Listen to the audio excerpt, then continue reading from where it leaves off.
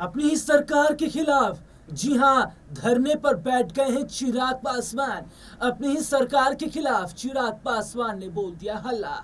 और क्या एनडीए में होने वाली है बहुत बड़ी बगावत? आखिरकार क्यों बिहार में होने वाले विधानसभा चुनाव से पहले चिराग पासवान की बगावत अब प्रधानमंत्री नरेंद्र मोदी के लिए मुश्किलें खड़ी करने वाली है? और क्या चिराग पासवान ने अल्टीमेटम दे दिया है कि अगर नीतीश कुमार ने बीपीएससी परीक्षाओं को दोबारा नहीं करवाया तो सरकार को इसका इंतजाम भुगतना पड़ेगा? नमस्कार, मैं हूं राहुल शर्मा और आप देख रहे हैं आज का सबसे बड़ा मुद्दा। और आज की इस बड़ी खबर में आज हम बात कर रहे हैं बिहार की। जी हां, क्या बड़ी खबर इस वक्त बिहार से सामने आ रही है? अपने दर्शकों को बता दें कि बिहार से इस वक्त की बड़ी खबर सामने आई है कि एलजेपी प्रमुख चिराग पासवान ने नीतीश कुमार के खिलाफ धरना देना शुरू कर दिया है। नीतीश कुमार के खिलाफ चिराग पासवान ने हल्ला बोल दिया है। और चिराग पासवान एनडीए के सहयोगी दलों में एक है, लेकिन इन सब के बीच में चिराग पासवान ने कहा कि सहयोगी दल में हूं लेकिन डरूंगा नहीं, ना ही झुकूंगा। बीपीएससी के छात्रों के साथ कोई अन्याय ना हो, इस बात को सुनिश्चित करने की जिम्मेदारी भी बिहार सरकार की है।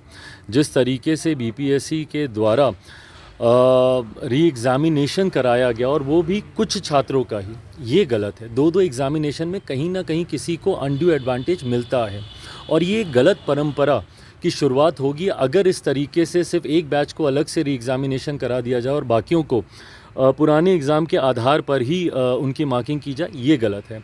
ऐसे में गठबंधन के भीतर भी मैंने मुख्यमंत्री जी के समक्ष कई बार इस विषय को रखा है। मैं ये मानता हूं कि किसी छात्र के साथ कोई अन्याय ना हो, इसके लिए हम लोग की सरकार जरूर प्रयास करेगी। और ऐसे में सीधे तौर पर नीतीश के खिलाफ बगावत कर रहे हैं, तो क्या वजह है कि क्यों चिराग पासवान चुनाव से पहले नीतीश के खिलाफ बगावत कर रहे हैं?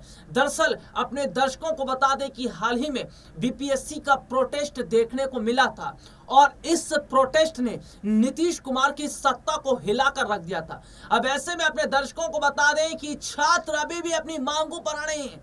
छात्र अभी भी मांग पर अड़े हैं और छात्र ये कह रहे हैं कि इस परीक्षा को दोबारा करवाया जाए। नीतीश कुमार की सरकार ने मना कर दिया कि परीक्षाएं दोबारा नहीं होंगी, लेकिन चिराग पासवान ने कहा कि सरकार में हूं इसलिए मजबूर हूं, लेकिन अगर मजबूरी मुझे तोड़नी पड़ी तो तोड़ भी दूंगा। यानी कि क्या मंत्री पद भी छोड़ देंगे और क्या एनडीए का साथ भी छोड़ देंगे? चिराग पासवान ने सीधे तौर पर नीतीश कुमार को खुला चैलेंज दिया है। उन्होंने कहा कि सत्ता में बैठने का मतलब ये नहीं कि अपनी मर्जी से शासन किया जाए, अपनी मर्जी से शासन चलाया जाए। तो ऐसे में जी हां, छात्रों के भविष्य के लिए अब नीतीश के साथ लड़ गए हैं चिराग पासवान और सीधे तौर पर उन्होंने ये कह दिया है कि मजबूरी को कमजोरी मत समझिएगा, और अगर मजबूरी को कमजोरी समझ लिया तो ये नीतीश के लिए महंगा पड़ जाएगा। तो क्या अब छात्रों के भविष्य को बचाने उतरेंगे चिराग सड़कों पर और क्या टूटेगा अब एनडीए गठबंधन? आज के लिए तहीं, आपसे फिर दोबारा मुलाकात होगी, तब तक ले जा दीजिए, नमस्कार।